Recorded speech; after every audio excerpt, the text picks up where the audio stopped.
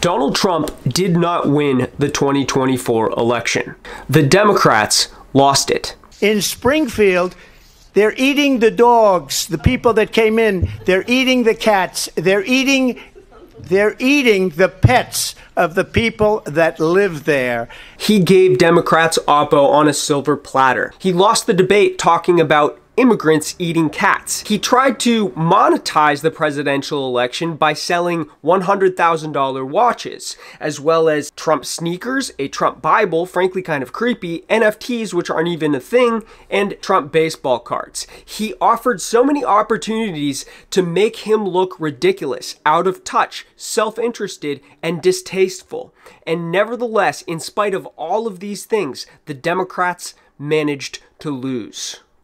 Why?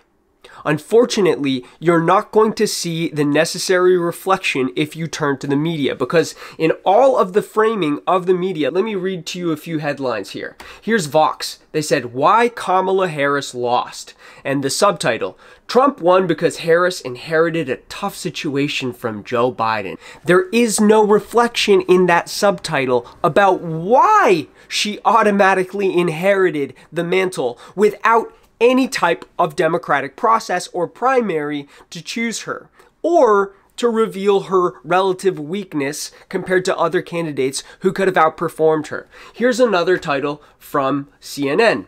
Where Harris's campaign went wrong. Do you see that framing? They're saying where Harris's campaign went wrong. They're not looking in the mirror. They're not thinking about the fact that they had a role in this. Because the first thing that they say, and they're not alone in this. I'm going to read you the beginning of this article. You will find this echoed across the commentariat. They said, here's the question. What, if anything, would you have done differently than President Biden during the last 4 years? Co-host of ABC's The View, Sunny Hostin, asked Harris, looking to give her a set for her to spike over the net. And she replied, "There's not a thing that comes to mind." They wrote, "The blame game among Democrats will come fast and furious, but though the Harris campaign strategy is sure to be second-guessed, the extent and nationwide nature of the shift in Trump's favor suggests she had an uphill battle all around because of the widespread unpopularity of President Joe Biden and public disapproval of his record in office." All of that is accurate. But then see what comes next. Typically, such dynamics would seem to point to a change election where the incumbent party is booted. But, like we just mentioned in that now famous interview with The View, her response was, "There's not a thing that comes to mind," in terms of, and I've been a part of most of the decisions that have had an impact, the work that we have done. That is verbatim the response that Harris supplied. So not only did she say, "I would not change anything," but in addition to that, she took credit for the current direction of the party. Now, the name of this show, The Big Picture, is an acknowledgement of the fact that I try to provide an international perspective. And I think that this is really easily comparable to the moment when, after a very old and decrepit leader finally died in China, Mao Zedong, after I think it was 27 years in power, he was succeeded by a guy named Hua Guofeng, who said, "We're going to do everything exactly as Mao Zedong did." In fact, this guy even had his hair styled in the same way as Mao Zedong. This is a repetition of history by those who failed to learn from it. Why did it happen? Why were we in this position where a Democratic candidate was completely unaware of the fact that that would be as David Axelrod, an Obama advisor, put it, a disastrous answer. Unaware of the fact that this would make her seem out of touch. She did not realize, because she was cloistered into a bubble, an echo chamber that was created fundamentally by a non non-adversarial media structure, Democratic-leaning media apparatus that saw its job as trying to help the Harris campaign. And as a result of that, they didn't do their job. And as a result of that, Harris and other Democrats were allowed to continue to believe that they could offer the country more of the same. Now, let me pause here and ask, what do you think? What is your perspective on what the Democrats didn't do as well as they could have? Or what did Trump overperform at? I'd also especially love to hear thoughts that are fact and data-based. So let me know that in the comments. But getting back to my analysis here, I'm trying to point to two main problems. A problem that has to do with the process, fundamentally the fact that the Democratic Party did not have Democratic primaries, allowing for the weakness of their candidate to be revealed earlier on, and two, structurally, the fact that there is no longer an adversarial relationship between Democratic Party leaders and the commentariat who have upward failed to their positions as writers for all these major Democratic outlets. It is an indictment on the state of things when perhaps the most honest and most lucid writing is coming from a publication like the Rolling Stone, which opened their post-election reflection as follows. They wrote, "It happened again. Democrats lost a winnable election to a racist, orange makeup-wearing carnival barker despite his odiousness, immorality, and unbridled corruption. In the battleground states, he appears to have run the table, and he will likely win the popular vote outright, something a Republican hasn't done in 2 decades. There are plenty of factors that could help explain why Vice President Kamala Harris lost and why the race ultimately was not that close.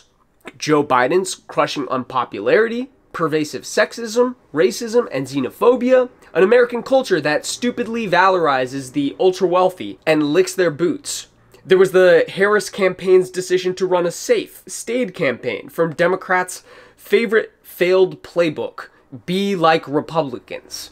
There was her refusal to break from Biden over his support for Israel's war in Gaza, carnage that plays out on our screens daily and has particularly affected young people. The analysis that has just come from a pop culture source, the Rolling Stone, is hitting closer to the facts on the ground. But what you're not going to see is real reflection over the fact that the Democrats shut down the Democratic primary process from the beginning. This is the thing that I have to emphasize on this channel because you're only going to hear these things from independent media voices. The leadership of the party has led them astray, and they need to realize that their failure to report on the actual status of Joe Biden, the fact that he was cognitively declining, and while this was happening, the major media sources ran cover for him and talked about how he's sharp as a tack. Making sure that we're able to make every single solitary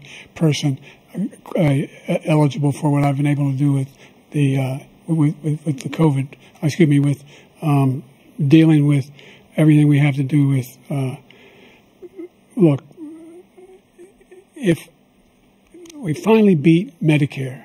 Thank you, President Biden. President Trump?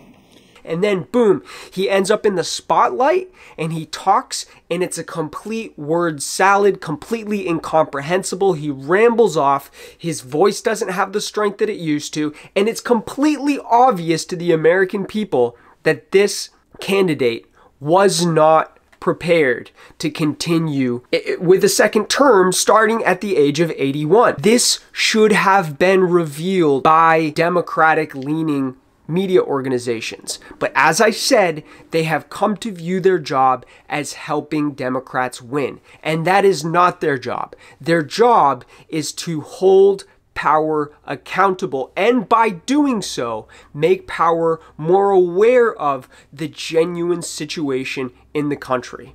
We are fighting for America's future, and we understand the opportunity we have before us. Turn the page on the fear